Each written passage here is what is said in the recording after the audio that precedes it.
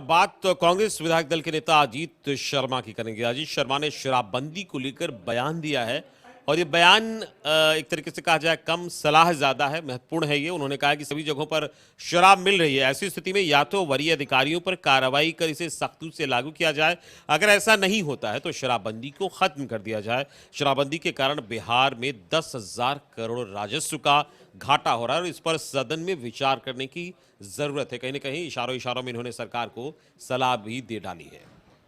देखिए, वो तो फैसला सदन ने किया था कि शराबबंदी लागू किया गया था।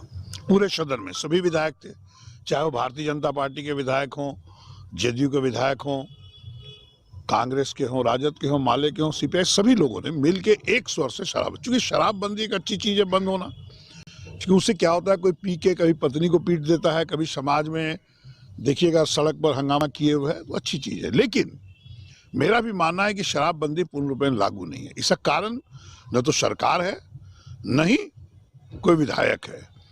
कारण यह है कि प्रशासन के पदाधिकारी माफियाओं से मिले हुए हैं और शराब बिल्कुल दूसरे राज्य से।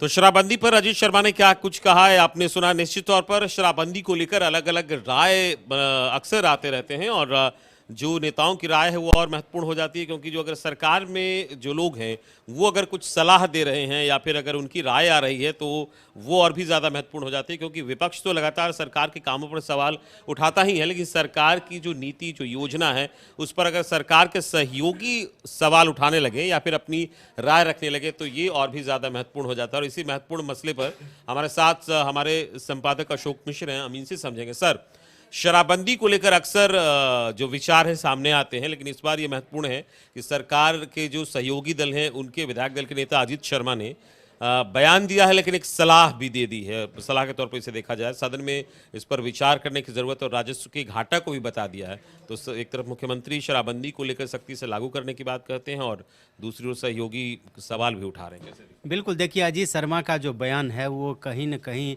राज्य सरकार के लिए परेशानी डालने वाला है। यानी कि राज्य सरकार अगर अपने सहयोगी दल के नेताओं को ही शराबबंदी कानून के मामले में अगर साथ नहीं ले पाती है तो कहीं न कहीं ये कह सकते हैं कि महागठबंधन में जो दल हैं, जो घटक दल हैं, उनके बीच एक तालमेल का अभाव दिख रहा है। अजीत शर्मा पहले जब विपक्ष में थे तो वो लगातार ये डिमांड कर रहे थे, लेकिन अब कांग्रेस भी महागठबंधन का एक अभिन्न हिस्सा है और कांग्रेस के भी साथी सहयोगी वो मंत्रिमंडल में शामिल हैं। वैसी परिस्थिति में जिस तरह से अजीत शर्मा ने मांग की है और जिस तरह से सलाह दी है, ये कहीं न कहीं राज्य सरकार के लिए परेशानी का कारण है। लेकिन अब देखना है कि 13 दिसंबर से जो बिहार विधानमंडल का शीतकालीन सत्र चल रहा है उसमें कांग्रेस का क्या रुख रहता है। चूँकि अजीत शर्मा कांग्रेस के एकमात्र विधायक नहीं है, विधायक दल के नेता भी हैं। वैसी परिस्थिति में अजीत शर्मा के बयान को लेकर के विपक्षी जो दल बीजेपी है वो राज्य सरकार को घेरने की कोशिश करेगी, चूँकि बीजेपी ने भी शराबबंदी कानून को अब हटाने की बात कही है। कल आपने देखा होगा कि आरसीपी सिंह ने भी ये कही है और जीतन राम मांझी पहले से भी कह रहे हैं। तो ऐसी परिस्थिति में सरकार के जो सहयोगी दल हैं उन दलों का जो बयान आ रहा है शराबबंदी कानून को लेकर के, वो सरकार की सेहत के लिए अच्छी नहीं है। हालांकि नीतीश कुमार ने अपना संकल्प दोहराया है और बार बार वो कहते रहे कि किसी भी कीमत पर वो पीछे नहीं हटेंगे। और जिस तरह से पिछले दिनों जो शराबबंदी कानून को लेकर के जो मद्य निषेध दिवस मनाया गया, उसमें फिर आपने देखा होगा कि नीतीश कुमार ने अधिकारियों को क्या कहा, एसपी को उन्होंने सख्त तौर पर क्या निर्देश दिया। और अभी आप देख रहे हैं कि जगह जगह पे जो शराब के धंधे में लिप्त हैं उनको पकड़ा जा रहा है। आज ही सभी थाना प्रभारी और पुलिस अधिकारियों को निर्देश दिया गया है कि जो भी अवैध शराब की बोतलें पकड़ाएं उसको जल्द से जल्द उसको समाप्त किया जाए। उसको तो एक तरह से कह सकते हैं कि राज्य सरकार अभी भी पूरी तरह से मानसिक रूप से, शारीरिक रूप से और प्रशासनिक रूप से पूरी तरह से तैयार है कि किसी भी कीमत पर शराबबंदी कानून को सख्ती से लागू कराना है।